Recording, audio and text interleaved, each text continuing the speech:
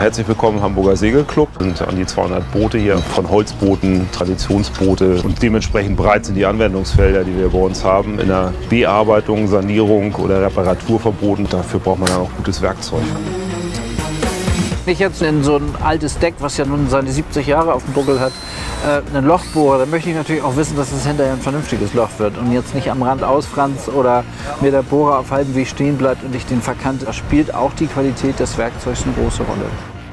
Es gibt verdeckte Ecken in Booten, wo man manchmal sehr schwer reinkommt. Umso besser ist es natürlich, wenn man dann mit leichten und kraftvollen und ausdauernden Akkuwerkzeug arbeiten kann. Und genau das macht ja die Bosch Blau-Serie. Man muss es gut greifen können, gut führen können. Und sie müssen präzise sein, weil vom schwankenden Boot, mit einem wackelnden Werkzeugkopf, dann bohrt man oder fräst man dort, wo man es dann am Ende nicht haben möchte.